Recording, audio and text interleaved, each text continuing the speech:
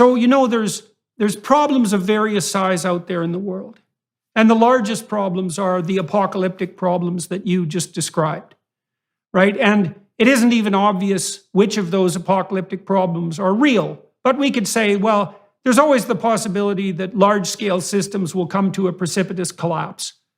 And we have to live with that. That's true in our own lives. We could die at any moment. So could the people we love. Our cultures can fall apart. The apocalyptic terror is always beckoning as a possibility.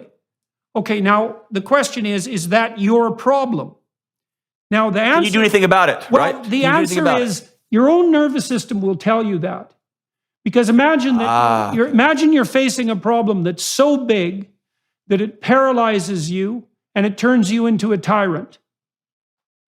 Okay, that's too big a problem for you. Obviously. And what you have to do is you have to scale back the problem until you find a dragon that's a size that you're willing to contend with, that you'll actually contend with.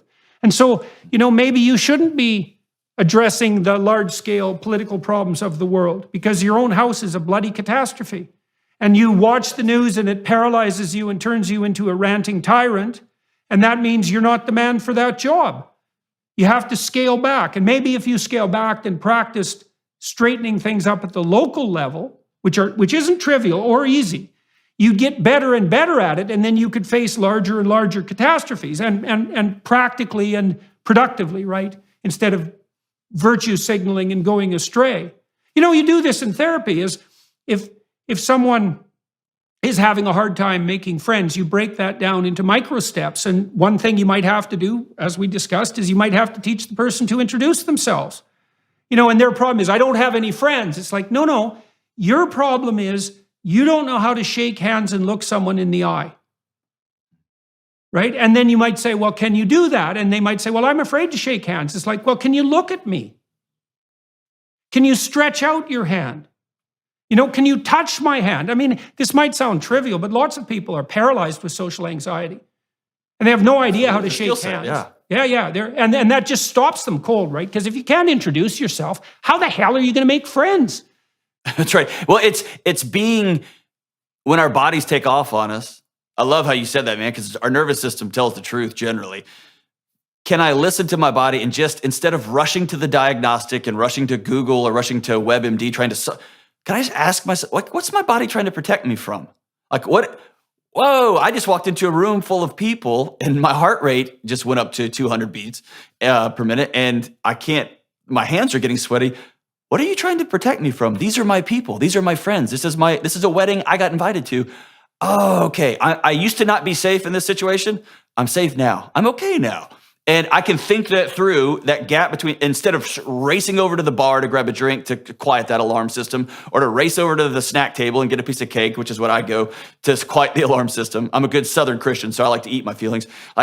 Instead of those issues, I can just be really curious, and I'm not going to go to war with my body and try to shut the alarms off. I'm just going to listen to him and say, hey, what's it trying to tell me right now? Well, you talked about thinking in images before. So here's a very useful thing the psychoanalysts learn to do. So imagine you do go to a social occasion and you find as you enter the hall, you're getting nervous and sweaty.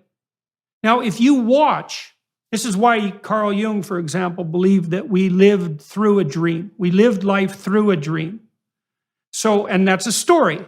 And so what you'll see is that if you feel that nervousness and you attend to it, a little drama will run in your head in images. And it'll be something like, well, I'm going to go in here and no one's going to talk to me. And this will happen in pictures, like a little movie. No one's going to talk to me and I'm going to end up in the corner and I'm going to be bored and I'm going to be sweaty and hot and it's going to be real uncomfortable. And it's just like this other time when I went to this social occasion and this terrible thing happened, and the whole drama will play out in your head. And then you think, oh, that's the problem. And then, then maybe you have someone to talk to about that fantasy. Or maybe because now you have the fantasy in front of you and you looked at it, you can think, well, wait a minute. As you said, wait a second. It isn't like that other situation. My friends are here. I can go talk to John. I know him real well. We'll just have a conversation. I can go sit at a table and with one of my friends and spend most of the time there. Or I can be with my wife. But what'll happen is we get nervous and that fantasy will make itself manifest, but you don't want to face it. And that's when you rush to a premature solution. You shut it off. Right. Yeah. So what you're doing there is you're failing to allow the anxiety-ridden fantasy to make itself manifest. And you do that because you don't want to know where you're vulnerable, right? And no wonder, like who the hell wants to know where they're vulnerable? But the answer to that is, well, someone who wants to fix it. Because you're not going to fix it. I do. Yeah, I do. Absolutely. Yeah. Right. And now I've come to, I love looking for those vulnerabilities. And I love a good community and I love the discourse. I love my friends who will point them out and say, hey, here's a blind spot, which is why, again, circling back, it's why we have to have other people in our life. Now, if done in the right spirit, I love that's the whole scientific process, right? Rejecting the no, like I wasn't wrong, right? Like the whole idea is let's be a little bit less wrong, right? So I think there's that's right. That's the whole idea. That's humility, man, is to be a little bit less wrong. And Jesus, that's what a deal.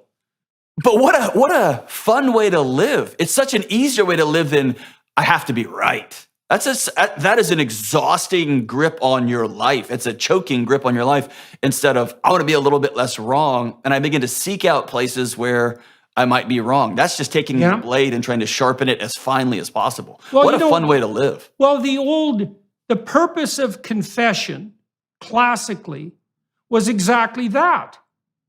Yeah. So the idea was, well, I'm going to review my week, which doesn't seem like such a bad idea. Why?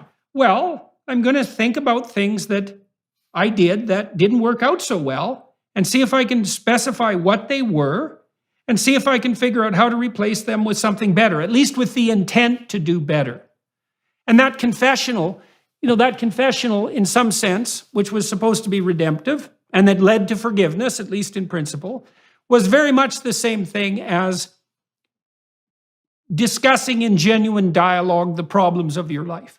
It's like, well, here, I seem to have gone sideways here. I seem to have gone sideways here this week. How do I know that? Well, my conscience is calling me out on it, and there were some negative consequences. And I feel that this is the mistake I made, and I'd rather not make that mistake. And as you said, if that's handled as if the goal is to stop making those mistakes, hopefully incrementally across time, then the evidence of the mistake can be an invitation to positive transformation. And that would be the encouraging element of humility, right? It's like, well, why humble yourself? But you have to do it in community, I think. I think it went from this ancient religious practice of confession, which I think you have to look back thousands of years and say this practice continued to roll on evolutionarily and culturally because it had a deep value. And then it was, I don't say co-opted, it was absorbed by the mental health community to sit down across from somebody. And I find great value in journaling, writing things down, getting them out of my body and onto paper. But I think we've gotten very isolated with our journaling and our writing it down. And we've become, I'm having this confession with myself now. And there's value to that. But I think the true value is having confession in front of somebody else, because then we force ourselves to say, do you see me and do you still love me? Will you still be here if you fully know me? That it's the most difficult part of yourself to observe is the place where you're most blind, obviously. And so you can journal and you can concentrate on yourself, but that still might produce a situation where your blindest spots stay blind. And also, it limits your ability to problem solve creatively because you only draw on your own resources. One of the wonderful things about a marriage that's functional is that both of you have two brains to work out whatever problem happens to arise. And part of the reason that marriage is difficult is because life is difficult, and you have to jointly confront the actual problems of life, which is what makes marriage different than dating, for example, or different than an affair, which is a wish fulfillment fantasy in some sense of all the intimacy with none of the problems. A very terrible thing to do to your partner, who is then laden with only the problems. But it's very useful to have two brains because each person is quite different. And the probability that the person you're communicating with will have a different take on both the problem and the solution is extremely high. And so this is particularly true if you're in a solipsistic crisis in relationship to your mental health. For example, if you're depressed, it's very hard to lift yourself out of that alone because some of that dwelling on your issues actually facilitates the depression. And the same thing happens with anxiety.